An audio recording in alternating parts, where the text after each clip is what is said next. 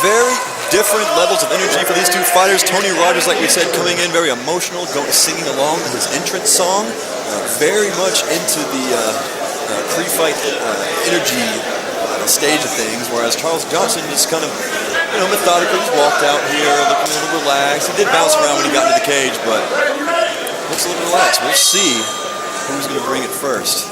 Live here at the TD Convention Center in Greenville. Oh, big shot there by Charles Johnson, already right out of the gate. So you can see Tony Rogers III, he's got the distance there, he's got some reach. Charles Johnson using the counter punching in order to settle. Exactly, again, big right hand. Of course, if I'm Tony Rogers III, I'm going to look to change it up a little bit. Not necessarily lead with those kicks because it looks like Charles Johnson's ready for those counters. Tony Rogers looking to create angles, circling around his opponent, perhaps trying to dodge that right hand. Does a good job. Beautiful catch and beautiful counters there. Tony Rogers coming in and initiating a lot of his combos with the leg kick. Oh, and that was a nice shot by Tony III. Sometimes throwing leg kicks this early in the game can really take their toll when you get into the deep waters of a match like this. That's what I was talking about earlier about the preliminary matchups. A lot of people think that those are dark matches that are not even worth watching. You can tell right here that is beautiful, beautiful teep there by Tony III. Wow, this is a great series of exchanges between these two 145-pound fighters. Tony Rogers landing his share of kicks. Charles Johnson returning fire. One thing that sort of concerns me there is the chin of Charles Johnson. He's raising it a little bit high there from time to time. Tony Rogers, he has quite a bit of a reach advantage there. He can move in very quickly and possibly cause trouble for Charles Johnson. That's the easiest way to get knocked out cold. We talk about unorthodox striking and is it effective, is it not effective? I guess it depends on the fighter and the style, but one thing that it does do is it presents a new set of problems that a fighter might not see in their training camp on a regular basis. The different angles, the different feints, things like that. It can be tough to prepare for something that you're not used to training. Well, the fight should be handled through muscle memory, for constant training. So if you're not used to it, a particular style, then you've got to go into that visible focus and react to it consciously, and it makes it more difficult. Both men have been dropped in this bout. So exciting so far. Tony Rogers with a big teep kick earlier in the fight. I wonder if we'll see him utilize that again. It was able to put Charles Johnson on his back. Charles Johnson starting to perhaps find the timing a little bit of Tony Rogers. But right now, I'd hate to be a judge in this first round. Yeah, it's very, very close. In my opinion, Charles Johnson really needs to keep the distance, keep close, where Tony Rogers wants to stay outside, pump that jab, and then fire off those kicks. Spinning back fist just missing, courtesy of Tony Big Time Rogers III.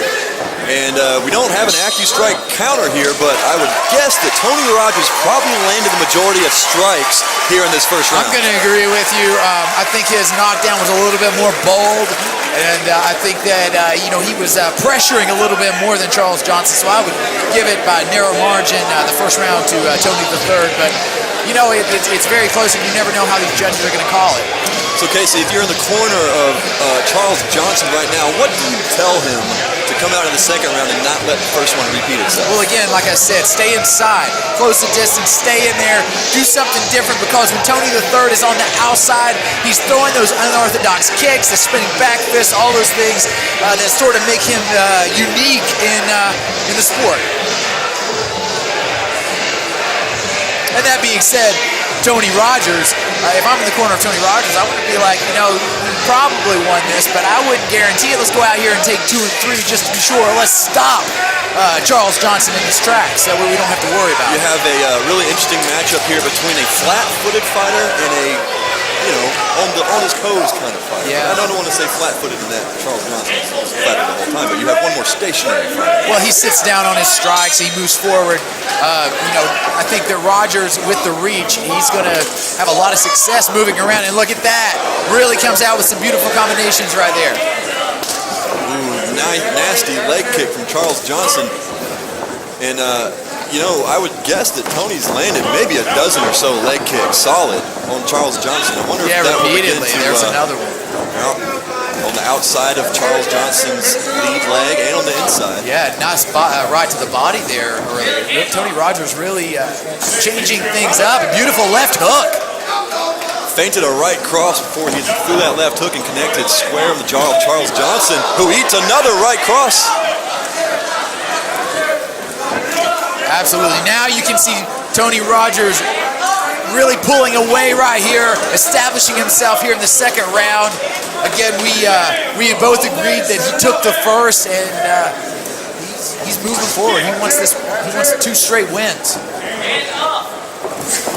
Kicks really playing a role here in these striking exchanges.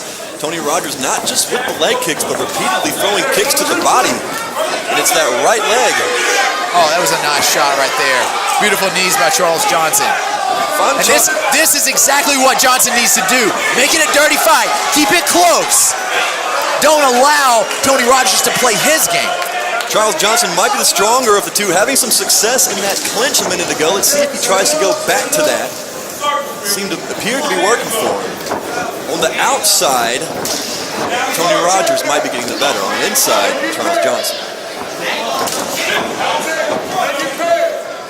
And again, if I'm in the corner of Charles Johnson, I'm going to really be reinforcing, get inside, do what you were doing earlier. It works.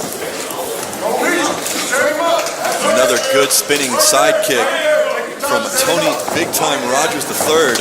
Oh, that was a big left hook there by Tony III. Beautiful work, beautiful catch, and a counter right hand by Charles Johnson. That may have hurt him, Casey. And if it did, it didn't show, because he is coming forward again. Both of these fighters very refined for as new. You know, they're preliminary guys, but they look very refined in their striking. They're not getting ahead of themselves. They're positioning their combinations very well. I'm impressed with both of these fighters. Yeah, Charles Johnson is looking very poised, considering the unorthodox style of his opponent. Now again, this is the time that Charles Johnson really needs to be getting on it and making sure that he wins this round. I think it's going to be a hard road for him going into the third. So Casey, quick question, dreadlocks. Is there any downside to having dreadlocks in the sport of mixed martial arts? My goodness, I don't know. I mean, counterbalance maybe? I mean, those are pretty nice dreadlocks up there. You know, when you're a Clay Guida and you're in top control and your hair is all in your opponent's face, surely that's got to have some type of impact.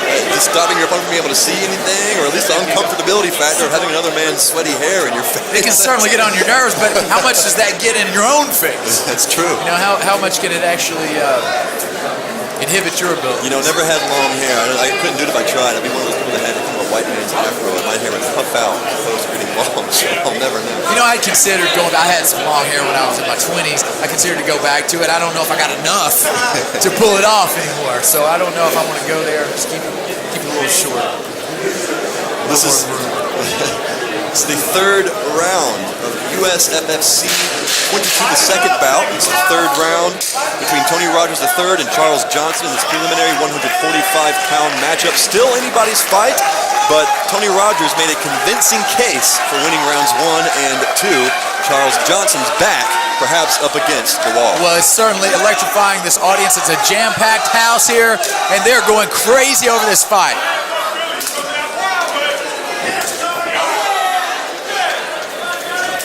Both fighters getting a lesson in leg kick university. Yeah, tit for tat right there. That is beautiful. That's what the crowd pays for. They pay to see people take punishment for their enjoyment. You know, and as someone that's never taken a fierce leg kick right on the fat part of the thigh before, you might not understand the level of pain that comes with that. Aside from a solid body shot, that may be the most painful part of mixed martial arts competition. It is very, very uncomfortable to say the least. And you can see a little bit of wear and tear. Another inside leg kick landed from Tony Rogers actually took the knee a little bit out from underneath Charles Johnson. That's a sign that pain is starting to happen. The adrenaline can only go so far. But at the same time, look at Charles Johnson. He's up on his toes. You know, you mentioned that he's more flat flat-footed of the two, but now he's really up on his toes, using his mobility. I wish he would have implemented this earlier in the fight. And the other thing about leg kicks is while they're moving around right now, tomorrow might be a different story. Yeah, they'll probably sit on the couch for a few days. Ooh, another good inside leg kick, sending the knee nice back. shot. Again, taking nothing away from Charles Johnson, he's landed a few very beautiful counters and combinations, but Tony Rogers has seemed, he seems to have just been ahead a little bit throughout the entire fight. And while there has been a lot of good leg kicks from both fighters, not too many checks. Not too many people bringing their knees up to try to check that leg kick. At least that I've noticed. Which, as we know from watching Anderson Silva's fight against Chris Weidman, can be a deadly tactic, or not deadly, but very effective tactic. Just bringing your knee up to check it. You can win a fight by doing that. Ask one of our head referee to not Blake Gross about that. That's a guy that knows something about checking kicks, man. That particular technique separates the men from the children. You forgot to say two-time UFC referee Blake Gross, by the way. He'll get on to an international referee extraordinaire. What I said. So much respect for that guy. He really knows his way around the cage. Great coach here in the upstate of South Carolina. And this fight approaches the twilight of the third round. Both fighters still going strong. Oh, that was a nice shot right there by Charles Johnson. Tony Rogers seems undeterred.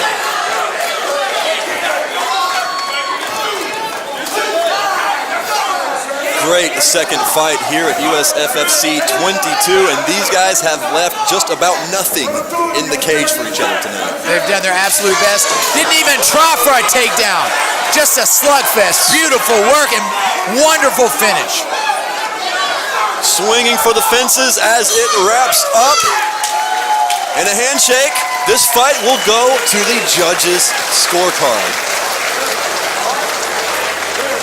Now, we've both been following MMA a long time. We know not to talk too loud and tell the proverbial fat lady sings, but I would think that Tony Rogers was able to secure the decision on this. Well, in my humble opinion, I'm going to go Tony Rogers the third, 30-27. Undoubtedly. I think he took all 3 rounds. I think he pushed the pace. He did everything that you need to do to win a fight, and he did it in a very dramatic fashion. It was a very entertaining fight to watch. Well, we said before it started that we would get a chance to see some unorthodox strikes being flown around in the cage, and we definitely got to see that. You know, Tony Rogers III set up his strikes with feints a lot of the time. He would feint a right straight, turn it into a left hook, or feint a right straight, turning into a leg kick, and it kept Charles Johnson guessing a lot of the time. And sometimes in mixed martial arts, the mental side of it is overlooked. Of course, you have to be a high-level athlete with speed and power, but it's a chess match. Undoubtedly.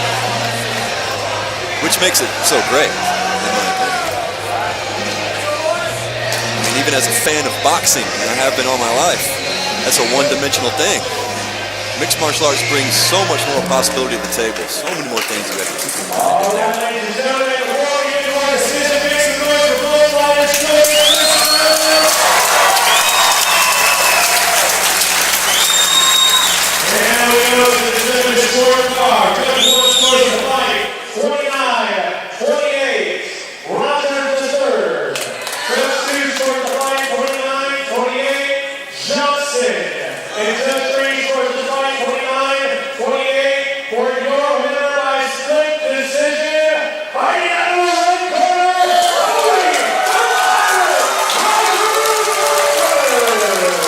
All right, and Tony Rogers III gets a split decision victory over his opponent, Charles Johnson.